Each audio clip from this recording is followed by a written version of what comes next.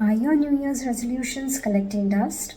Are you feeling disoriented or directionless? Or maybe you feel like the first 6 months of the year have gone by too soon? Are you also not where you wanted to be? Well, same here, but don't worry because we are going to spend the next 6 months intentionally with a simple 3-step formula. Hi my Raffines, I'm Madhura and welcome to Mrslostandfound. And today we're going to talk about starting a fresh mid-year. For some of us, the first 6 months of the year might have been amazing, while others might be feeling the weight of too much to do, or maybe just caught in comparison mode, watching others thrive while we feel kind of lost. So here's the question: do we need to push forward or pause? Well, I gave it some thought and I think we should pause. Let's check in, not in a fix everything kind of way, but where am I at kind of way. So let's get on with it and address the problems. Well, in my opinion, the problem isn't that we are experiencing any of the above mentioned emotions, is that we forget to contemplate and change our course of actions. The point isn't to judge where we are, it's to understand it. Because once we do, we can decide what comes next. So let's do that today. To make this actually work, we are going to break it down into 3 parts: reflecting on your thoughts and feelings, resetting your plan and strategy, and realigning to fully experience life. Part 1: reflect. Now, this is like the foundation of a building, so give this the most time and attention. Reflection to me is just sitting by myself, trying to be aware of my thoughts and feelings, the situations and circumstances, the emotional ups and downs that I've been through, or just life in general. Now, this is going to help us in not losing our way or focus. So if you had not set any goals for the year, I would urge you to do so for the next 6 months so that you have something concrete to look forward to. Could be small ones, but they give us a reason to be accountable for our time. So to be precise, I have listed down 4 simplest questions to reflect on. So grab a journal, a pen, a cozy drink, or just take a deep breath and let's dive in. Number 1. What have we achieved? Now, before we jump into fixing things, let's acknowledge what actually went well. Let's celebrate the wins. So, for me, some things that I'm really proud of.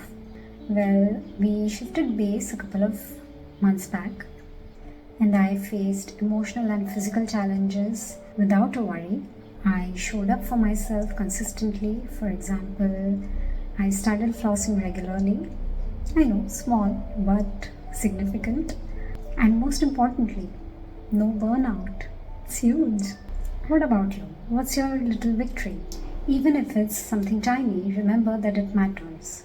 If you made it through tough days, if you grew even 1% in some way, that's progress. So note it down. Number 2, where did we falter? Now let's be real and identify the gaps. Without judgment, not everything went as planned, and that's okay. Here are some areas that I've struggled. Falling into social media and cheap dopamine loops. Anyone else guilty of that? Goal setting based on outcomes rather than identity, and I'm still struggling with that. It's an interesting concept in Atomic Habits, so do check it out if you haven't already. For example, instead of saying, I'm trying to quit smoking, you say, I'm not a smoker. And well, many habits slipped from time to time, but I no more guilt trip or beat myself up for it, rather just take it up again. So what about you? Where did things not go as planned? Remember, the goal here is not to feel sad, but to understand and adjust. Hence, we reflect and release what no longer serves us. Number 3, what do we need to let go of? So for me, the expectations of perfect outcomes, overcommitting to things, and the comparison or belief that I need to keep up with others. That's detaching myself from societal expectations, and so should you, because our journey is ours alone. What's something you might need to let go of? Maybe a goal that no longer excites you, maybe unrealistic timelines, maybe the habit of being too hard on yourself. Let it go. It's only when we get rid of the old we make space for something that really matters. Now let's shift into action mode. Let's focus on what still excites us. What's worth doubling down on? What can we do to build momentum again? Number 4, what can we continue with more energy? For me is this channel. I want to keep showing up here, sharing and growing, refining my habits. I want to strengthen what's working and better the ones that I am faltering at, and keep pursuing my creative goals that I still care about. So basically, just reflect on what still sparks your interest and weave them into your daily or weekly routine. With this, we are done with reflecting and on to our next segment. Part 2, Reset. This is all about the practical steps. Now, there's a lot of info on this available everywhere, but here are the 4 things that have been helping me and I want to share with you. 1. Clarity and intentions. Be specific about what you want. Not just vague goals, but how you want to feel and who you want to become. Remember the identity part that I mentioned before? That comes into play here. Number 2, quarterly planning. This is something that I picked up from Ali Abdal's book, Feel Good Productivity. So instead of a full year plan, we break things into 3 months or 90 days chunks and plan just a week ahead instead of a month. I've realized this makes goals more manageable and adaptable, so definitely give it a try.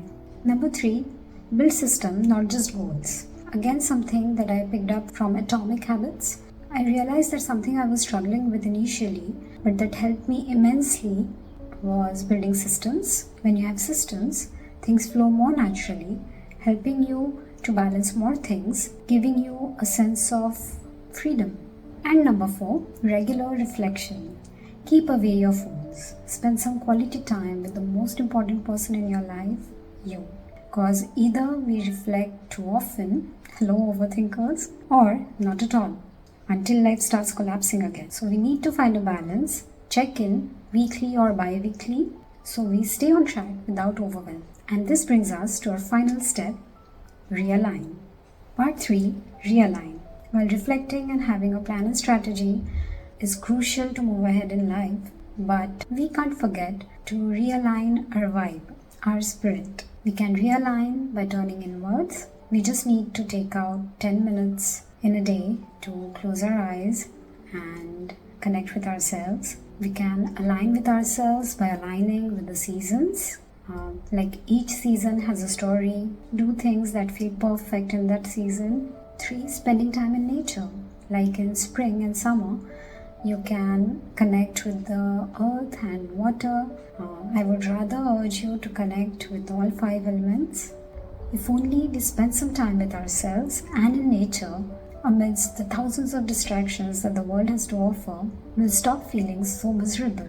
We'll be full of creative inspiration and will be automatically realigned. So, the final takeaway here is that we are halfway but not done. We still have 6 months to go, and that's a lot of time to shift, to grow, to realign. So if you've been feeling stuck, overwhelmed or behind, take this as a sign.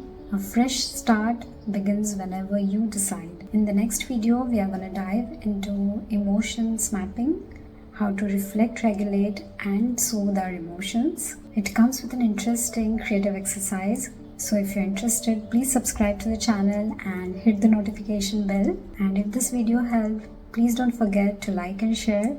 See you in the next one. Until then, whether you're lost, found or somewhere in between, embrace who you are, keep showing up and take care. Bye-bye.